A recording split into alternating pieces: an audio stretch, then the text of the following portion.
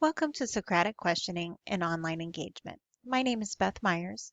I'm an instructor with the University of Phoenix, one of the world's largest online providers of education for adult students. I earned my undergraduate degree in political science and Juris Doctorate degree in traditional brick and mortar classrooms at the University of Dayton. Then, in 2011, I earned a certificate in public policy as an online student through Northwestern University. I have taught both online and face-to-face classes over the past 11 years and have been working as a full-time faculty member for the University of Phoenix for the past 2. I have experience in the online classroom and traditional classroom from both a student and instructor perspective. These experiences led me to be interested in researching the changing role that discussion or participation play in the classroom. In this presentation, we are going to be looking at the importance of class discussion and the instructor's job of guiding that discussion. Let's start with an overview of what we'll be discussing. First, I will outline my specific question regarding online learning and the Socratic questioning method. I will provide you an overview of the current research surrounding online education, including its increased use and effectiveness. Additionally, we will look at Socratic questioning method, how this method can be used in online discussion, and consider how discussion impacts student engagement in online environments. I will provide a summary of preliminary data on the potential impact of using Socratic questioning method on student success. Then I will end with some suggestions on how to apply what we know going forward to increase engagement and student completion of courses and their degree programs. So let's start. As online instructors, many of you can relate to questions that you get from people who've never taken an online class. They want to know, how does that work? How do you communicate with your students? How do you know if they're getting it? Even some students assume that discussion or participation element of online coursework is really just an afterthought or not as important as the assignments. In responding to these questions, I began to think about my own experience as a student. In law school, my professors used the Socratic questioning method, and I started to think about how I could incorporate this into my own teaching. As instructors, we want our discussion to be more than busy work for our students. Discussion is a powerful tool which can impact learning and engagement. This led to my question: would using the Socratic questioning method have a positive impact on students, not just in retention of content, but also in areas of satisfaction and connectivity? Can the tools we use as instructors in our discussion actually impact our students' ability to be successful? You are probably aware that online education continues to expand and is becoming the primary method for educating adults. The online setting provides us with a wonderful opportunity to communicate with students across the globe and share ideas. It allows for flexibility of timing and location. Ultimately, it provides institutions savings as they do not need to set aside classrooms, specific time frames, and things that typically require more individualized attention. Students can be gathered from across the globe and best fit into the degree program. While there are several good elements of online learning, it is important for us to be aware of any possible problems with the system. Like any new developing system, online education has been met with concern and criticism. What do we know about the quality of online education? The idea that individuals can be educated from the comfort of their homes has been met with skepticism. Many studies have looked at how we can engage effectiveness of online instruction. In June 2015, Nguyen reviewed several studies that looked at the effectiveness. She categorized studies that included positive findings for student learning outcomes, studies that found no difference or null impact on student learning outcomes, and studies that found negative impact of online learning on student learning outcomes. While the findings were varied, a majority of the studies focused on evaluating the content of what students had learned in the classroom. A study conducted by Brown and Liedholm concluded that students in an online setting performed significantly worse on tests than did the students from traditional formats, even though they had had better GPA and ACT scores. In contrast, a study by Navarro and Shoemaker determined that students in the online format performed as good or better as traditional students, regardless of background characteristics. Certainly, performance in course is important, but is this alone a measure of success? The transfer of knowledge is not the sole element of determining if a student's going to be successful in completing their degree. Online instructors must also keep the students engaged. Online classrooms can be isolating, as students don't have someone looking them in the eye asking them for their assignment. It is a key that we are aware of the importance of having connection to others when learning. Most of us can probably think of a friend or professor that we had met in school that helped us get through tough times. It is important that we create avenues and encourage connection among our online students. As I mentioned earlier, I have a Juris Doctorate and long ago was a first-year law student.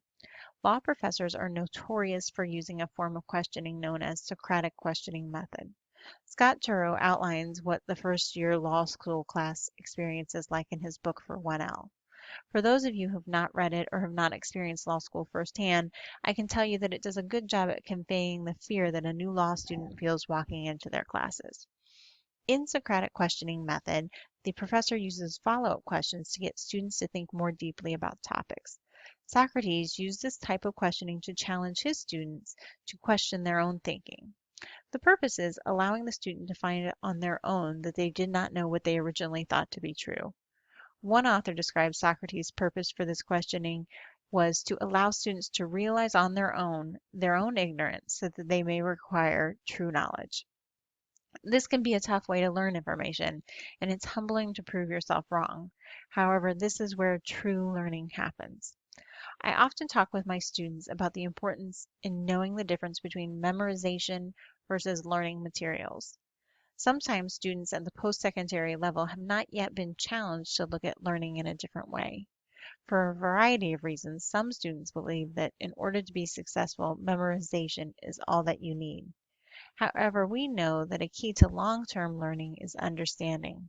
The Socratic method increases students' understanding of the material, and it works particularly well online. Multiple studies have reflected on how online learning allows students opportunities to think critically about materials. Follow-up Socratic questions can be answered more completely, and online students don't have the pressure like they do in a face-to-face class. They can take their time to reflect on what is being said. They can do research and formulate their answers based on well thought out ideas. From this, we can see that Socratic questioning can help students in terms of content and thought and learning. But the question is then, what about the engagement? Research tells us that our online students feel isolated. They are less connected to the college experience, and this impacts completion of their degree programs. Typically, online students work asynchronously through a majority of their work.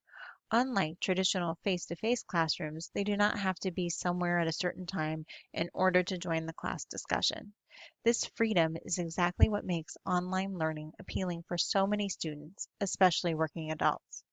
However, with this freedom, there can be a disconnect between the student and their instructor and their classmates.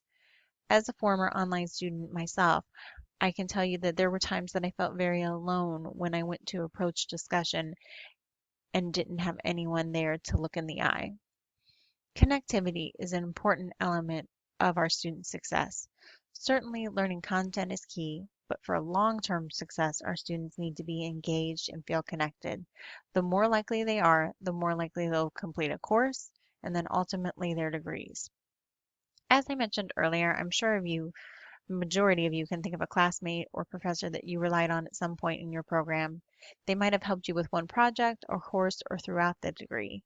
It is important for us to be aware that the difficulty that our students face in finding that person to connect with and how discussion can provide an avenue for them to find that person and have a support system not only outside of school but within the institution for their success.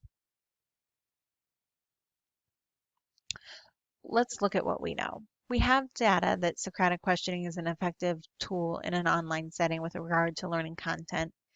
We have data that says engagement and connectivity are important for success in a course and overall. However, can we use Socratic questioning in our discussion to keep students engaged, connected, and ultimately have a better sense of satisfaction? Can we use this tool that increases understanding of content to also build a relationship with our students? If we do this, how do they perceive their classes, their classmates, their instructors, and ultimately the learning institution? Do their perceptions of support the idea that Socratic questioning can lead to better connectivity?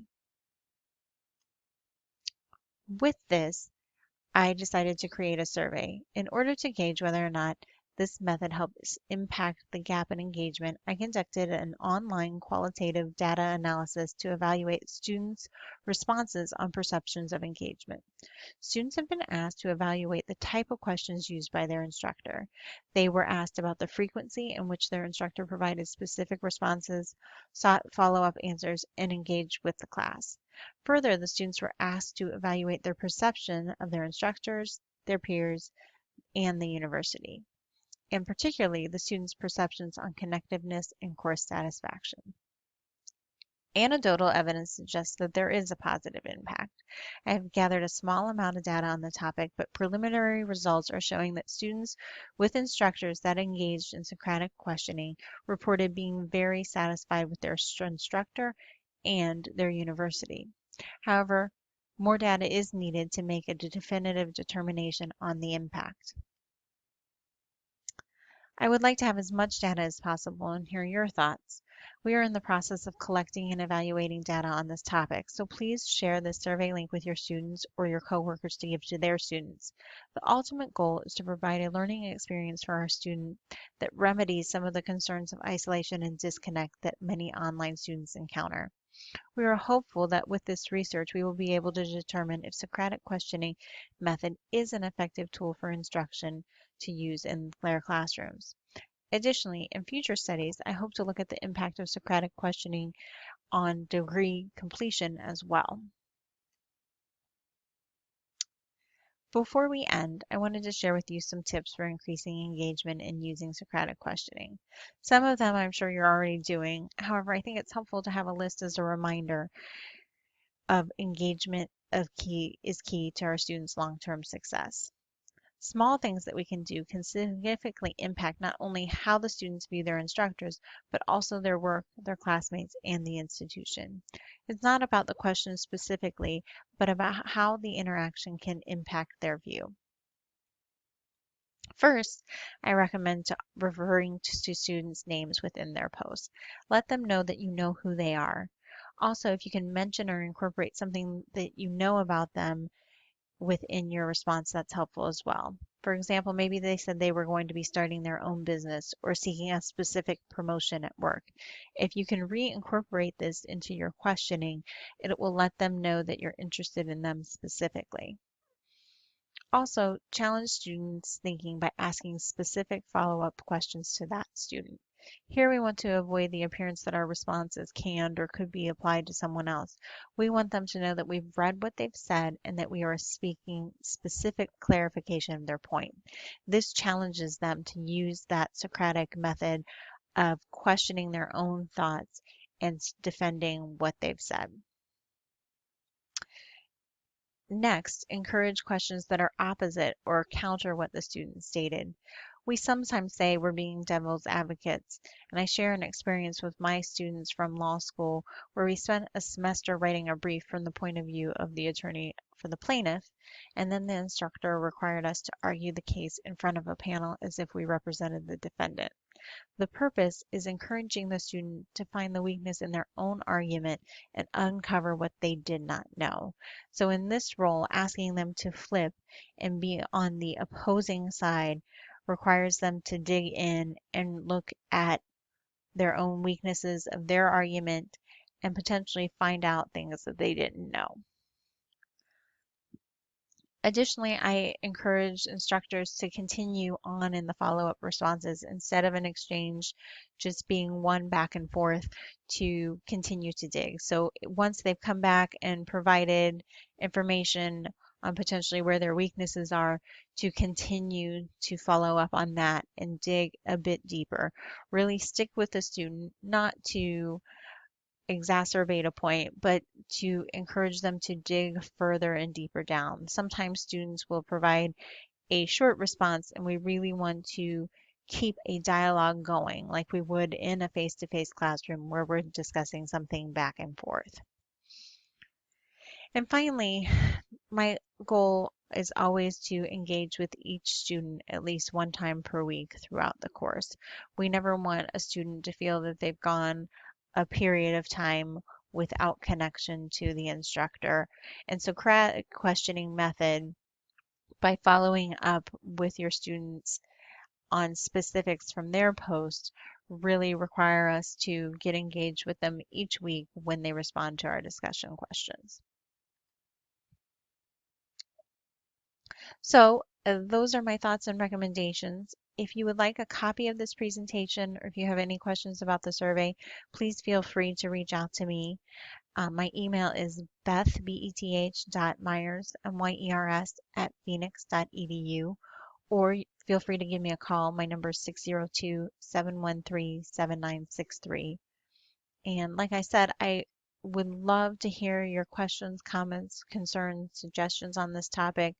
Like I said, I think that we can really expand this and look at Socratic questioning, see if there is a positive engagement element of keeping students engaged and coming to class, and that will ultimately lead to successful course completion and successful degree completion. So I hope you've found some interesting tidbits of information in the presentation, and I look forward to hearing your thoughts and ideas. Thank you so much.